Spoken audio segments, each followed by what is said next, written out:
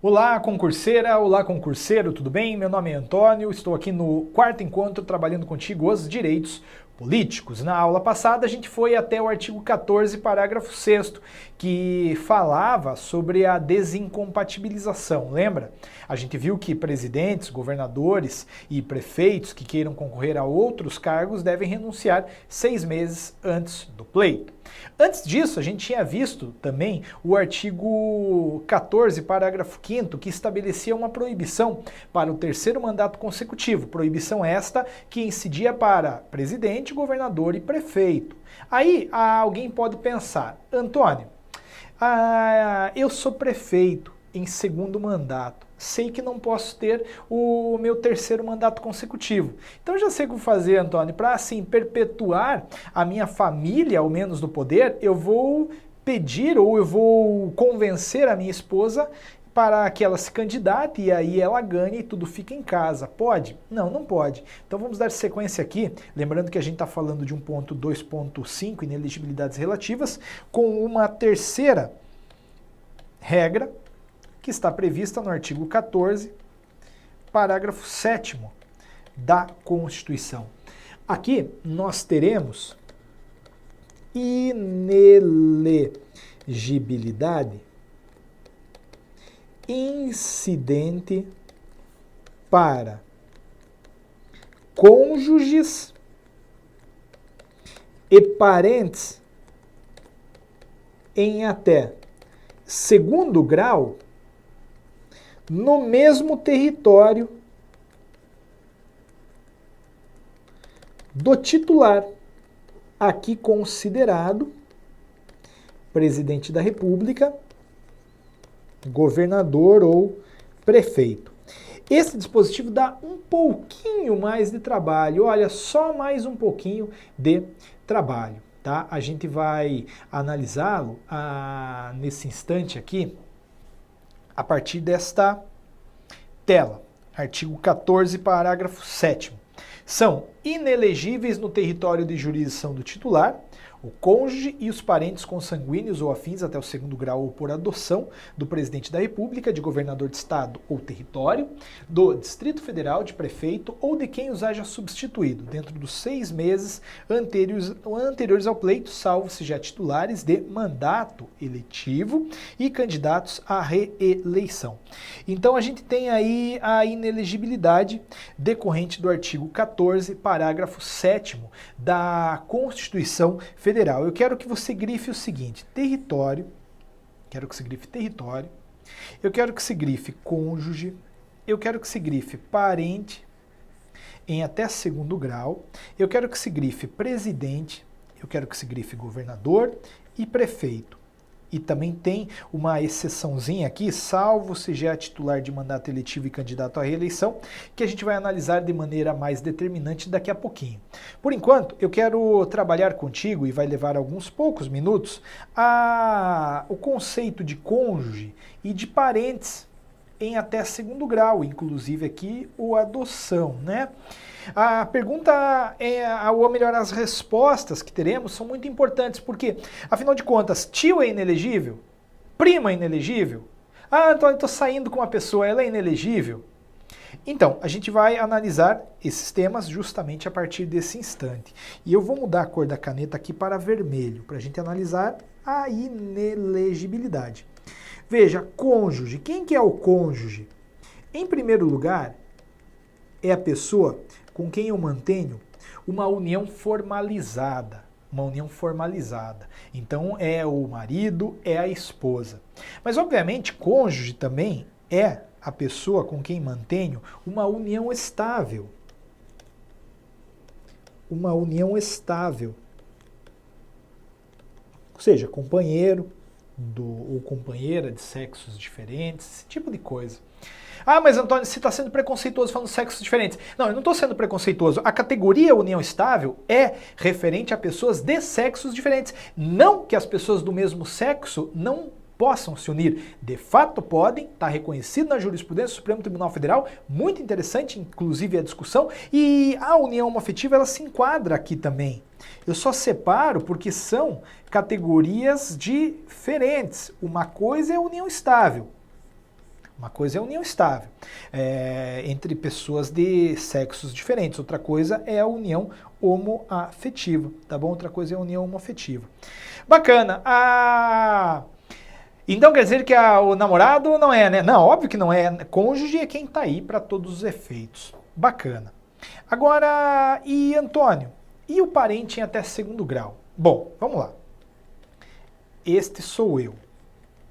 Eu subo um grau, eu encontro meus pais. Eu encontro meus pais. Pai, mãe são parentes de primeiro grau, inelegíveis, portanto. Agora eu vou subir mais um grau e encontrar os avós. Avô, avó são parentes de segundo grau, portanto são inelegíveis. Mas agora eu desço um grau. Vamos lá. Encontro meus filhos. Encontro meus filhos. São primeiro grau, né, parentes de primeiro grau, inelegíveis, portanto. Depois, eu desço mais um grau e encontro netos. São parentes de segundo grau, portanto, inseridos aí na inelegibilidade. Agora, para cima e para baixo é fácil, o problema é para o lado. Irmão é primeiro ou é segundo grau? Veja, meu irmão, ele não nasce de mim, concorda? Ele nasce do parente comum, que são nossos pais. Então, irmãos são parentes de segundo grau. E não tem problema você errar irmão se a pergunta for sobre irmão, porque mesmo que você dissesse ser ele primeiro, você continuaria acertando a questão. Agora, a questão pode trabalhar com sobrinho, e aí é que são elas. Sobrinhos são de terceiro grau, portanto, elegíveis. Assim como tios são parentes de terceiro grau, portanto, elegíveis. Primos, então, meu Deus do céu, primos são parentes de quarto grau. Isso foi um choque pra mim, porque eu tinha, sabe aquela coisa de, esse aqui é primo do tio, esse aqui é o sobrinho do tio, do cunhado, do irmão da minha avó, ele é meu primo de segundo grau. Não, não é, não é, porque primo sempre começa em quarto grau. Então eu tenho aí que destacar que quem está em azul é elegível. Agora quem está em vermelho é inelegível. Tá bom? Bacana, então já temos aí os conceitos de cônjuge e parentes em até segundo grau. Agora vamos lembrar o território. Antônio, o que é o território? Qual que é a interpretação que a gente deve dar? Lembrando que a gente está falando aqui de território de presidente, território de governador e território de prefeito. Então vamos aqui à tela novamente para trabalhar com estas breves e rápidas noções. Essas breves e rápidas noções. Então a gente vai colocar aqui, ó, prefeito do município A. Vou colocar governador do estado B. E vou colocar presidente da República. Aqui pouco importa, porque a jurisdição, a circunscrição dele acaba sendo nacional. Eu quero que se entenda, a partir do que já foi visto, que se eu sou prefeito da cidade A, os meus parentes, vistos há pouco aí em vermelho, mais os cônjuges, eles não podem concorrer ao cargo de prefeitos do município A, nem de vice-prefeitos no município A, mas podem concorrer no município B, porque aí é outro território. E, obviamente, esta regra aqui, ela está incidindo não para sempre, não é, nunca mais, não é isso. É no mandato subsequente, é assim que a gente vai pensar na prova. E até aí tudo bem, todo mundo lembra, mas o problema é o que está nessa coluna da direita. Eu queria que você entendesse que se eu sou prefeito do município A, os meus parentes não podem ser vereadores no município A no mandato subsequente. Parentes, obviamente, em vermelho, né? Os que aí estão em vermelho. Mas Antônio, é inelegibilidade do mesmo cargo. Quem disse? O dispositivo não fala em inelegibilidade no mesmo cargo. Ela fala que são inelegíveis no território de jurisdição. E por força de território, a gente vai compreender tanto cargos no poder executivo quanto no poder legislativo. Isso é muito importante mesmo. E para a gente ir além, eu quero que se entenda que, se eu sou governador do estado B, os meus parentes, destacados aí em vermelho, não podem concorrer ao cargo de governadores em B, nem de vice-governadores em B, mas poderiam ser governadores em J, em L, em K, em M, em alfa, em delta, sei lá. Só não pode no mesmo território, no outro pode.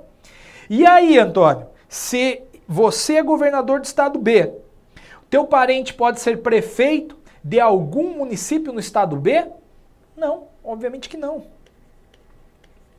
Então eu não posso ser prefeito, os meus parentes, melhor dizendo, eles não podem ser prefeitos em B, nem vice-prefeitos de municípios localizados no estado B. E na lógica legislativa também fica talvez fácil lembrar que eles não poderão ser deputados estaduais em B. Também não poderão ser vereadores de cidades localizadas em B. E aqui muito cuidado, porque a pegadinha, eles também não poderão ser deputados federais em B e tampouco senadores em B. Mas eu digo que é pegadinha pelo seguinte, o cara pensa assim na hora da prova. Fulano é governador do Maranhão. O parente dele pode ser deputado federal pelo Maranhão? Parente de segundo grau? Aí o cara pensa assim, é em outro território porque é Brasília, Distrito Federal, então pode. Não, não pode.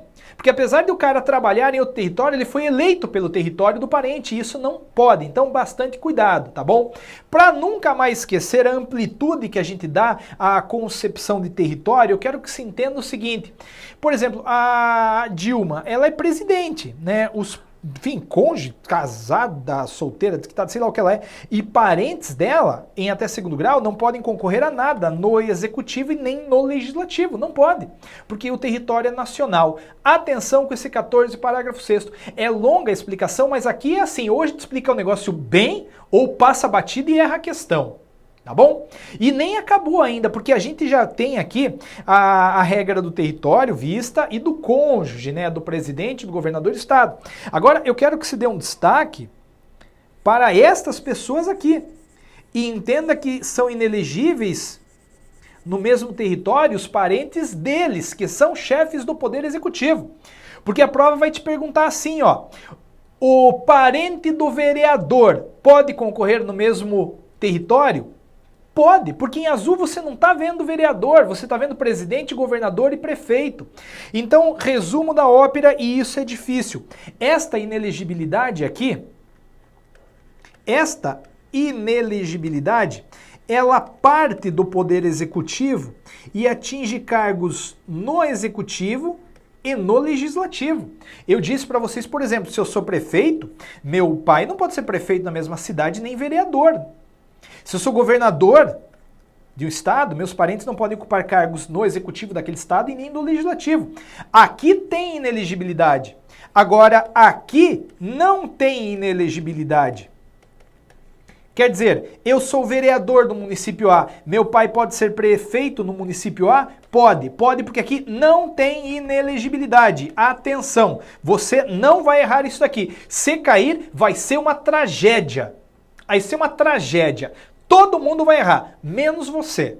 Porque você entendeu que é pegadinha, que é malandragem, que a inelegibilidade parte do executivo e atinge o executivo e o legislativo, não o contrário. Portanto, para a gente compreender a exceçãozinha aqui, salvo se já titular de mandato eletivo e candidato à reeleição, a gente pode justamente trabalhar com uma noção decorrente desta regra que a gente está analisando. Vamos lá, você acabou de me dizer que se eu sou vereador, meu pai pode ser prefeito. E aí ele ganha. E a pergunta que você faz é, eu, titular de mandato eletivo, posso concorrer no mesmo território agora do meu pai? Sim, posso. Por quê? Porque o dispositivo fala, são inelegíveis no território de jurisdição do titular, cônjuge e parentes em até segundo grau do presidente, governador ou prefeito, salvo se já titulares de mandato eletivo e candidatos à reeleição. Salvo se já titulares de mandato eletivo e candidatos à reeleição. Atenção, isso aqui é muito importante para a prova. E com isso a gente agora sim acaba o artigo 14, parágrafo 7º, somente chamando a sua atenção para uma rápida revisão do 14, parágrafo 5º, 6º e 7º. Vejam que legal. Considere cada espacinho desse daqui como um mandato. Eu sou o vereador. Meu pai pode ser prefeito? Pode, você já disse que pode. Eu posso concorrer aqui? Posso, mesmo território, não tem problema. Pergunta, meu pai pode concorrer aqui? Pode. Eu posso concorrer aqui? Um monte de gente diz que não, mas pode. Claro que pode, porque esta proibição de 3 mandatos consecutivos não atinge o legislativo, a gente já falou. Esta proibição de 3 mandatos consecutivos atinge apenas o Poder Executivo. Volta lá na aula que isso está lá. Agora, o prefeito pode concorrer aqui? Não, opa, aí não pode. E o vereadorzão aqui pode? Lógico que pode. Lógico que pode. Isso é muito importante, pessoal. E claro que se o meu pai, na qualidade de prefeito, quisesse concorrer a um cargo diferente aqui de governador, ele deveria fazer o quê? Com base no artigo 14, parágrafo 6º, renunciar 6 meses antes do pleito. 6 meses antes do pleito. Atenção para o 14, parágrafo 5º, 6º e 7º. Os outros que vêm adiante, eles são um pouco mais simples, tá? Então vamos lá para o item D, que é o 14, parágrafo 8º. Antônio, item D do quê? A gente está falando de um tema, inelegibilidades relativas, circunstâncias nas quais determinadas pessoas não podem concorrer. E aqui, a circunstância que a gente analisa é a do 14, parágrafo 8º. O militar alistável é elegível, atendidas as seguintes condições. Opa, pera lá. O militar alistável é elegível. Então não é todo militar é elegível, não. É somente o militar alistável. O militar inalistável é inelegível, portanto. A gente viu um militar que é inalistável. Quem é? O conscrito. Lembra? Aquele que está fazendo serviço militar obrigatório é militar, é conscrito, não pode concorrer, não pode ser eleito. Agora os demais podem. Então vamos lá. O militar alistável é elegível, atendidas as seguintes condições. Primeiramente, se ele contar menos de 10 anos de serviço, ele deve afastar-se da atividade. Já vou explicar isso melhor para você. Apenas entenda. Menos de 10 anos de serviço, ele deve afastar-se da atividade. Muita gente fala, Antônio, se afastar-se é temporário, né? Não. Dá a impressão de ser, mas não é. O afastar-se aqui é definitivo. E aí, como eu disse, já te explico melhor as consequências disso. Agora, se ele contar mais de 10 anos, opa, aí ele será agregado pela autoridade superior e, se eleito, passará automaticamente no ato da diplomação, essa palavra a prova vai trocar, para a inatividade. Então vamos começar primeiro com este militar que tem mais de 10 anos de serviço. Antônio, se encaixou uma palavra aí que eu não sei o que é, este é agregado.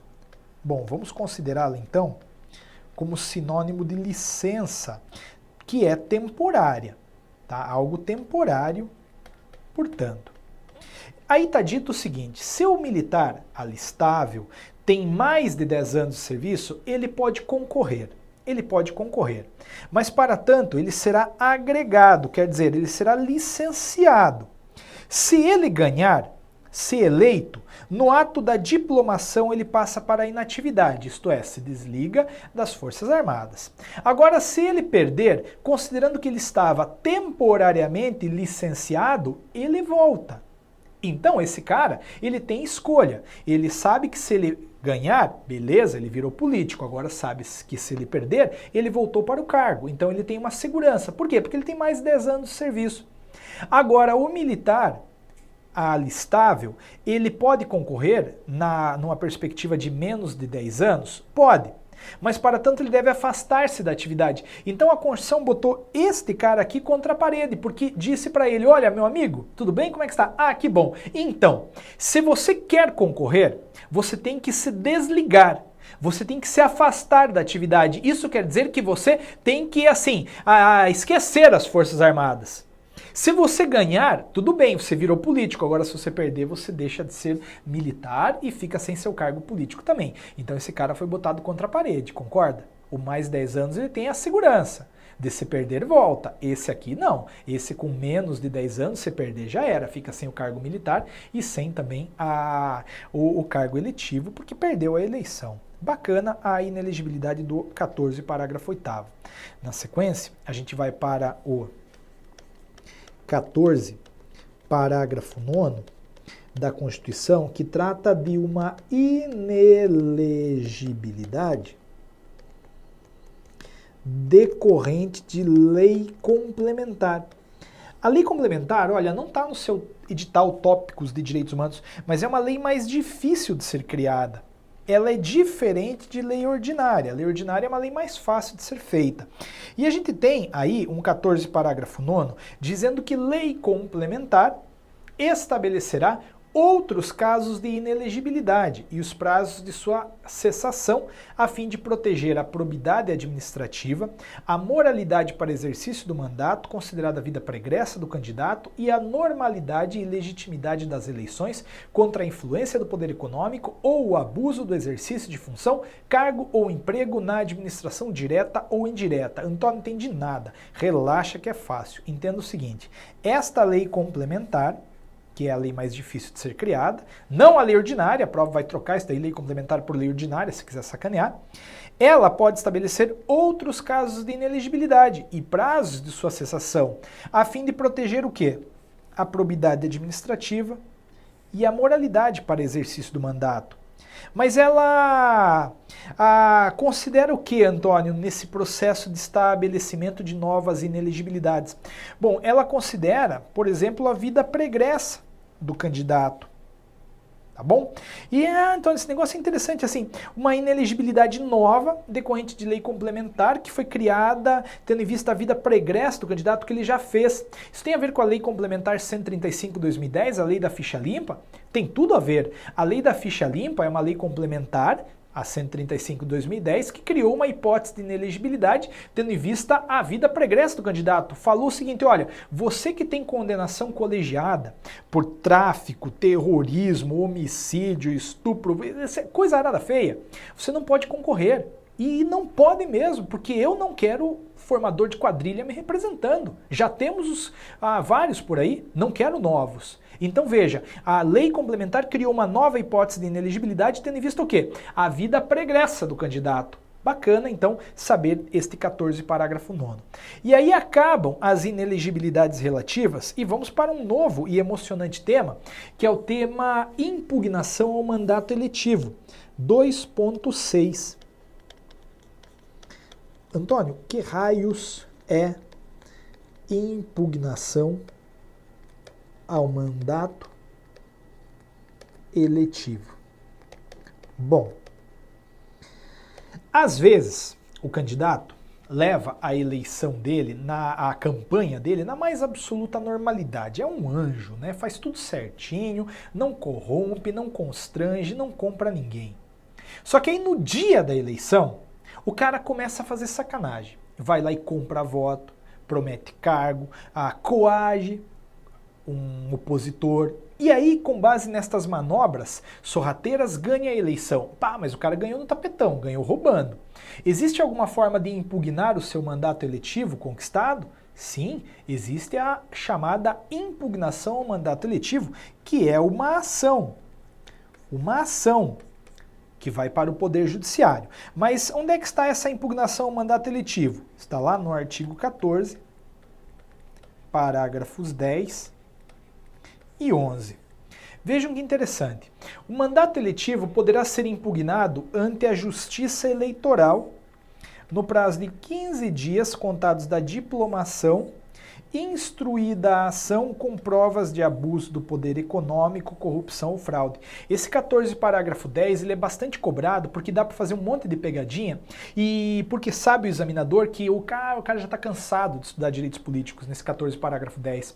Ele pegou o 14, aquela hipótese de condição de elegibilidade, condição de listabilidade, está tentando estudar, memorizar, vem um 14 parágrafo 7º que é lazarento, chega no parágrafo 10 ele não aguenta mais. E aí esquece do que está aí, o examinador vem, cobra e o candidato se dá mal. Então vamos ao que há de fácil, primeiramente, neste dispositivo. É óbvio que o mandato eletivo, enquanto ação, será impugnado, né? A impugnação ao mandato eletivo, enquanto ação, será distribuída lá na Justiça Eleitoral. Eu estou falando de eleição. Existe no âmbito do Poder Judiciário, justiça civil, a federal, a trabalhista, a militar e a eleitoral. Esta ação, por versar sobre eleição, vai para a Justiça Eleitoral. Aqui é fácil. Agora eu quero que você considere uma coisa, esta ação deve ser instruída com provas de abuso do poder econômico, corrupção ou fraude. Isto é, o autor dela tem que demonstrar que aquele que ganhou a eleição ganhou roubando, ganhou com sacanagem. E eu já devo fazer isso na inicial. Eu devo juntar documentos, vídeos, fotos demonstrando que o cara é um sacana. Eu não posso produzir estas provas no curso da ação, não, elas já devem ser apresentadas aí no início. E isto vai me fazer pensar, junto a outros elementos, que de fato o marco inicial para a propositura desta ação é a diplomação. Tá, Antônio, mas nem sei o que é diplomação, então vamos pensar assim. As eleições, elas se distribuem em ao menos 3 grandes momentos. O primeiro é a eleição, que acontece em outubro. Logo após a eleição, existe a chamada diplomação, quer dizer, a Justiça Eleitoral dá um diplominha para o candidato vencedor da eleição, dizendo que ele ganhou e que, portanto, ele pode tomar posse. Isso normalmente acontece em novembro. Depois vem a posse, que vai ser em janeiro ou fevereiro do ano subsequente, a depender do cargo, não interessa. Então veja, eu não vou esperar a posse para impugnar o mandato eletivo do cara. Eu não vou esperar o cara começar a ganhar dinheiro e começar a votar, tomar decisões para daí tirar, né? Não faz sentido. Também considerando que a ação deve ser instruída com provas de abuso do poder econômico, corrupção ou fraude, eu não vou considerar o marco inicial do prazo de 15 dias para ajuizar a ação como sendo a eleição. Porque, veja, leva um tempo para reunir esses documentos. Na verdade, até leva um tempo para você perceber que o cara sacaneou. Então, a eleição não é o melhor marco. Fica, então, o marco aí, para a propositura da ação, como sendo a diplomação. Porque isso tem uma janelinha de um mês aí, né, de outubro, eleição para diplomação, para preparando a ação, colhendo as provas, para lá, na diplomação, você, crava a ação e impugna o mandato eletivo desse cara. Bacana. Então, no final das contas, o que a gente tem que memorizar mais nesse momento é o prazo. É o prazo. 15 dias, porque o resto é um tanto quanto dedutível. Mas saiba que a prova vai perguntar. O mandato eletivo pode ser impugnado ante a Justiça Eleitoral no prazo de 30 dias a partir da diplomação. Não. No prazo de 15 dias a contar da posse. Não. É 15 a partir da diplomação. E no mais tem um parágrafo 11 que afirma que a ação de impugnação de mandato tramitará em segredo de justiça, respondendo o autor na forma da lei se temerária ou de manifesta má-fé. Eu digo que este dispositivo ele tem uma parte sensata e uma parte para proteger vagabundo. A parte sensata é que responde o autor na forma da lei, se temerária ou de manifesta má-fé. Se ele estiver de manifesta má-fé ou a ação for temerária. Por exemplo, quando alguém perde a eleição, é possível que esse alguém se sinta magoado e que faça de tudo para tirar o mandato daquele que ganhou.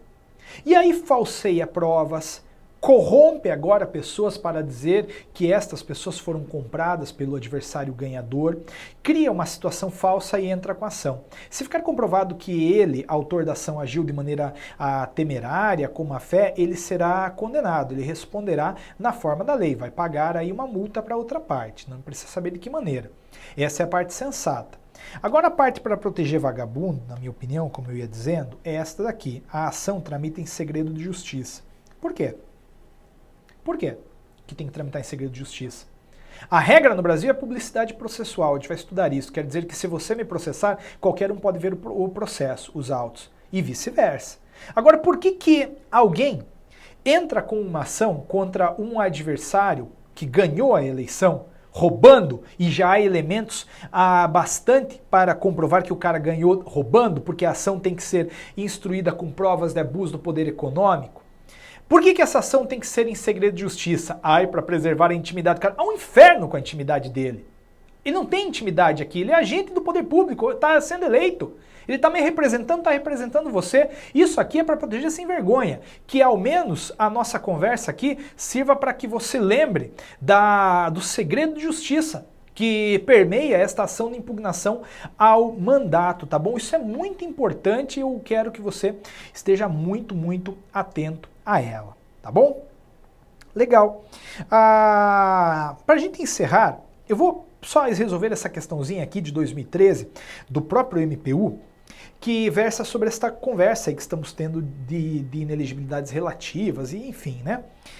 Veja lá, considere que o Marcos, cidadão brasileiro, com 20 anos de idade, pretende se eleger na próxima eleição pela primeira vez vereador de determinado município e que seu irmão adotivo seja atualmente vereador do referido município. Nessa situação, o Marcos é considerado relativamente inelegível. Pare. A gente viu que esta inelegibilidade do 14, parágrafo 7º, ela não parte do legislativo para atingir cargos do legislativo ou do executivo. Ela parte do executivo para atingir cargos no executivo e no legislativo. Quer dizer, então, que se o irmão do Marcos era vereador, o Marcos pode ser vereador, pode ser prefeito, pode ser o que ele quiser. Então, relativamente inelegível, errado, de maneira alguma, isso aí tá errado, tá? Atenção, essa questão é boa, revela aí que a nossa aula está no rumo e você está cada dia mais perto da sua aprovação. Minha amiga, meu amigo, obrigado pela tua paciência, um grande abraço, nos vemos lá no outro encontro, quinto encontro.